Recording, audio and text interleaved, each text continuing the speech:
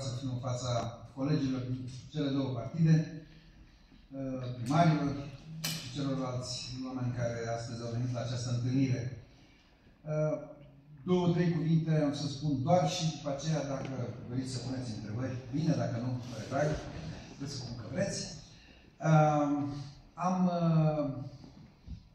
a câta oară plăcerea să vă spun că noi mergem înainte, că nu se pune problema sub nicio formă ca să preîntâmpine întrebări, că această înțelegere politică consacrată de forurile statutare ale celor trei partide care mă susțin, de asemenea, hotărârea mea, nu au fost nicio secundă puse la îndoială, ele sunt efective, mergem mai departe, tocmai de aceea suntem astăzi aici, în Oltenia, aici la Slatina, unde pentru mine este o plăcere să revin după ceva ani. Nu mai știu exact câți. Sunt absolut convins, absolut hotărât să merg înainte. Am garanția și încrederea în susținerea partidelor care mi-au propus acest lucru și eu am dintr-un simplu motiv. Nu eu le-am cerut acest lucru, n-am făcut combinații, n-am făcut intrigi. Nu i-am trimis pe unul sau pe altul la televizor să spună ce bine ar fi să fiu eu candidat. Pur și simplu am avut o discuție directă, m-am gândit dacă pot să fac lucrul acesta, am considerat că pot din câteva motive simple. 1. Am determinarea să fac acest lucru, am experiența politică și de viață să fac acest lucru, am cunoștințele necesare, într-o măsură mult mai mare decât acum 10-12 ani, când am mai candidat, cunosc sistemul politic românesc, cunosc partidele din România, cunosc societatea românească, cunosc sistemul politic european și internațional, am un Dumnezeu, am obraz, am rușine, am onoare, am umor. Cred că aceste lucruri, conjugate cu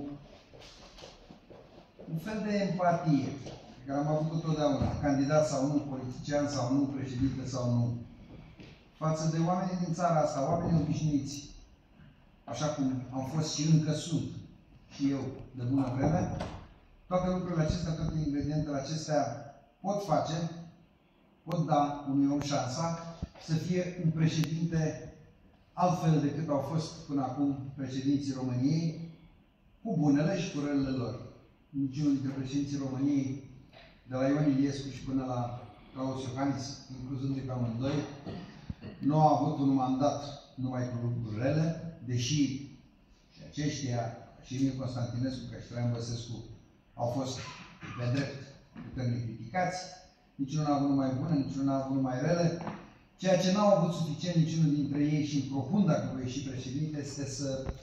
răspundă acelui articol din Constituția României, acelei prerogative pe care președintele o are și acelei obligații pe care președintele o are de a fi un mediator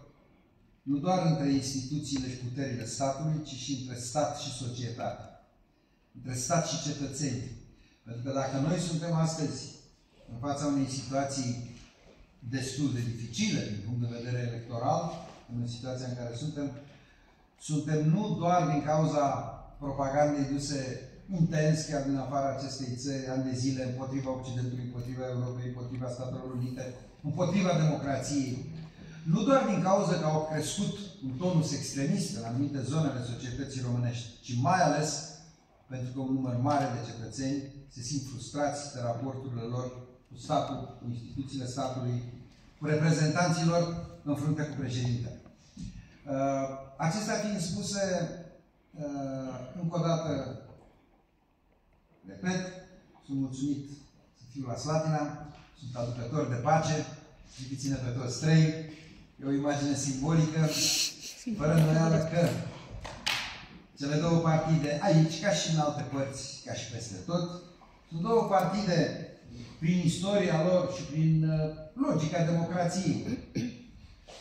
Sunt adversari, sunt competitori, sunt rivali, dar care au fost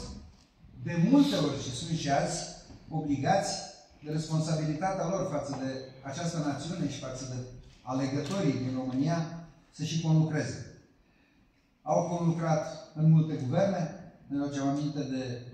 guvernul Tăricianu, un guvern monocolor liberal, dar susținut de o majoritate de PSD din Parlament, în 2006 până în 2008, dacă nu greșesc. Să ne aducem aminte de susținerea pe care Partidul Național Liberal a dat-o în 2009, în turul 2, candidatului PSD Mircea Geană. Să ne aducem aminte de Uniunea Social-Liberală, care a fost construcția politică cea mai de succes din România, peste 60% din voturi, peste 70% din mandatele parlamentare. Să ne aducem aminte de coaliția Nicu și Marcel, care a menținut stabilitatea țării în acești ani din urmă și a făcut lucruri bune și mai puțin bune, judecata a fost la alegători, dar totuși prin judecata acestor alegători, iată-le azi împreună din nou. Dacă pot fi împreună și pot guverna, cred că este logic să susțină un președinte care le-a spus clar de la început și le spune cu orice prilej: nu voi fi președintele vostru, al unui partid sau al acestor 3 partide împreună, voi fi președintele partidelor din România, deși le voi respecta pe toate, le voi consulta pe toate și le voi recunoaște ca parteneri de dialog în conformitate cu Constituția și cu voturile pe care la rândul lor le au în spate, dar îmi doresc să fiu înainte de toate, în primul rând, președinte al cetățeanului român. Vă stau la dispoziție împreună cu distinșii mei colegi pentru întrebări.